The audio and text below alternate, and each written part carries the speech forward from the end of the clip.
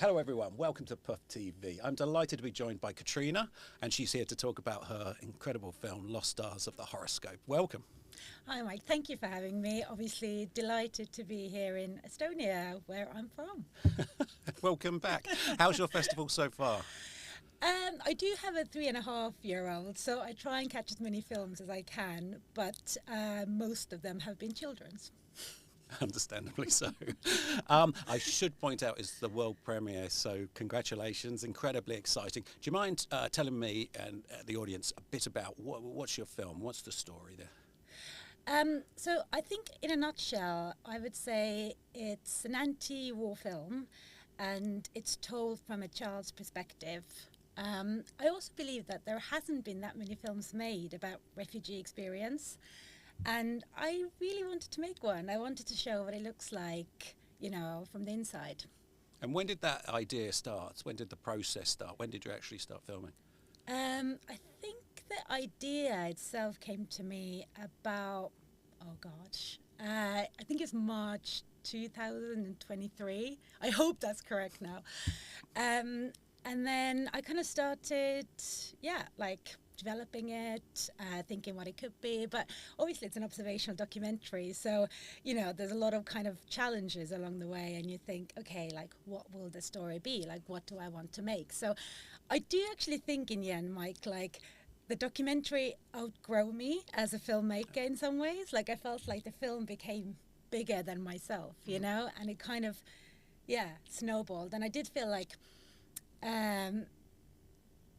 the story kind of told itself in some ways, you know, like obviously you're always nervous when you make observational documentary. Now, both you and I work in TV industry in the UK, and we know how it is, like working on big crews, like you're filming non-stop, 24 hours, something will happen, right? You do lots of like life and death, hospital shows, and you kind of think, okay, I know there will be a story there, right? It's going to present itself. So having the kind of story of 3 refugee girls, you just also don't know what's going to happen, but you need to be very clever, I think, about filming and really kind of certain within yourself, like what do you want the story to be, what do you want the scene to be.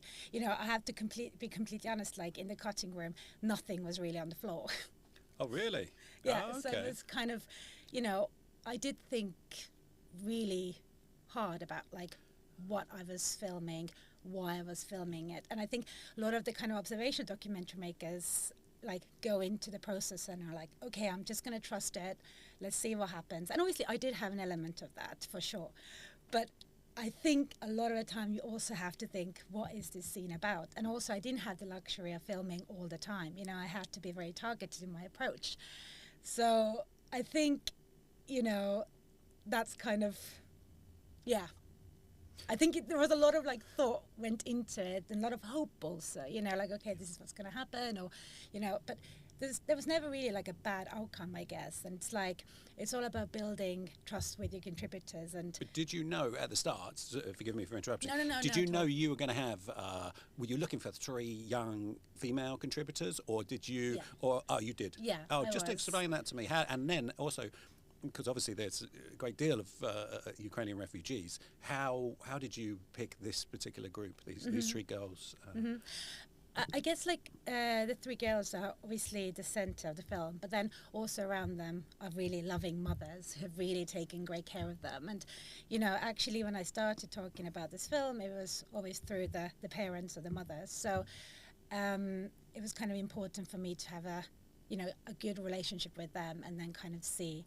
And also, I think all the mothers were like huge characters themselves, right? So it's kind of, initially I really wanted to make it about also a relationship between, you know, mothers and daughters, but also like all the other stuff at the background. So, you know, having this huge kind of burden of war, you know, but you're still kind of expected to go on with your everyday life, even though maybe you have relatives who are fighting, or you might have relatives who are just living there because they don't want to leave the region, or relatives have decided to go back because that is their home.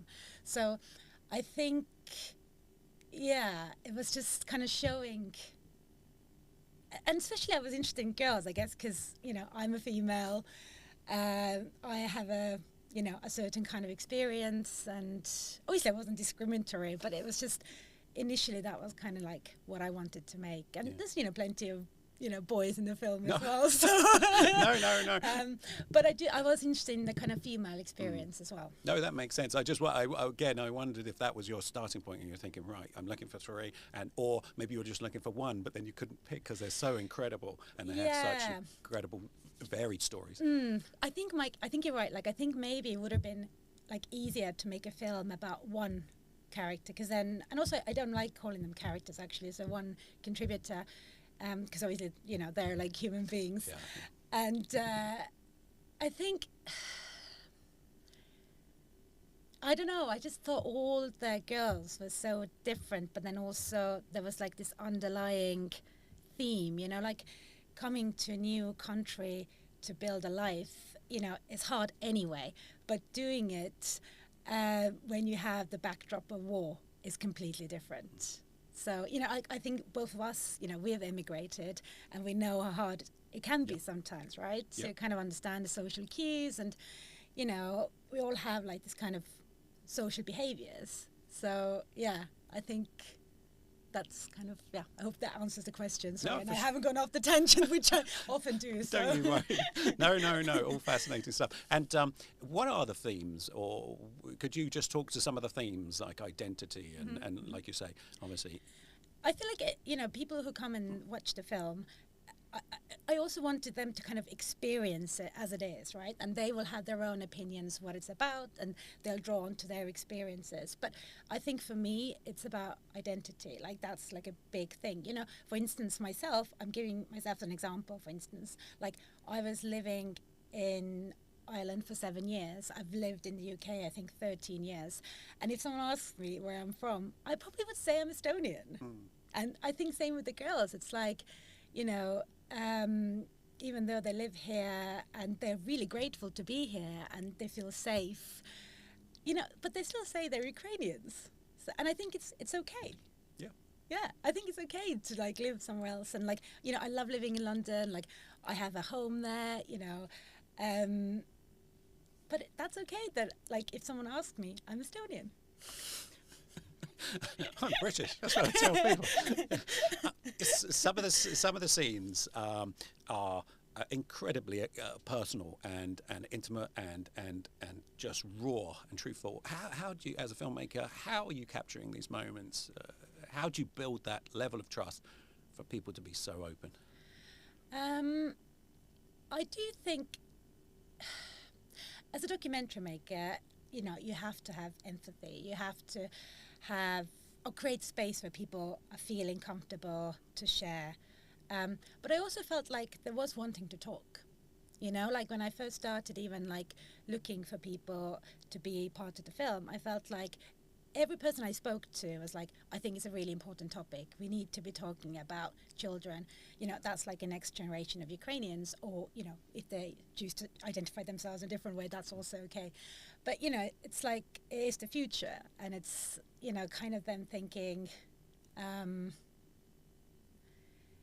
think I think it's empathy is really important. And I think, obviously, I do carry huge responsibility, within myself, because there are some raw moments in the film, but then I also feel like we can't really look away, right? Like, it's important to see those things, and I think it's important to understand what people are going through. And if someone asked me actually, like, why always like on people's faces, or like, why do you want to see the emotion? And I think it's really important because it's like faces are, what tell us about how we're feeling. So I felt like, we shouldn't. It's important to share it, like, and as a filmmaker, you always kind of think, like, how far can you show something, and to be honest, some of the things we didn't show. I was going to ask that. There were moments when you cut, or you just didn't leave both. it in okay. Yeah. So, and I also think, like, that's actually maybe, I've been thinking about it myself as a like a dilemma, but it's like, are you actually making a good film because of that? And is it important to actually show? But I'm not making something for just making sake. No. It's supposed to evoke something. It's supposed to make you feel something. And if I don't do that as a filmmaker, that's also my duty. Otherwise, it would be empty for me. I mean, the film doesn't suffer from leaving anything out. I mean, like you say, most of what you had is in the film. And, and as a result, we get to really, know these girls and fall for these girls and care for these girls, very deeply. What would you hope an audience coming to see the film, what would you hope they would take from the experience? First of all, I hope that the audience who's coming are both not only Ukrainians or Estonians, that they're Estonians and Ukrainians, and we can all come together and watch it, and also other nationalities, obviously. So I'm hoping there will be like a celebration of two nationalities kind of coming together. I do hope that, as you said, some of the scenes that I have obviously can be, very like thought-provoking, emotional, but also I hope it represents hope. And I guess we're all hopeful that the war will end, and better days will come, because at the moment the world is looking pretty nasty to me. Yeah, sadly so. But your film, for myself personally, like we say, even though it's touching on huge themes, I mean, I think it is a film of hope. Yeah, exactly. And I think, especially now we talk a lot more about refugee experiences, not only Ukrainians, worldwide, right? And it's like, I don't know, we need to get more of these stories, and we need to kind of have more of these discussions and have more of like a longer term plan. And but I do have a lot of care for them. So, and I think they're amazing. They're really strong. They're really resilient. And sometimes I look at them and I think, would I be able to do what they've done? Like what? Obviously, it's like inevitable, right? They had to. They were in this forced situation, and that's also part of the film. But even when I look at the mothers and the daughters, I mean, what you have to deal with is just, you shouldn't be dealing with this. No, and they are inspiring. No, for sure. That's all the time we've got. Best of luck. Thank you so much. Look forward to seeing it myself on the big screen. And best of luck for the world premiere. And, thank you so much for joining us. Yeah, cheers.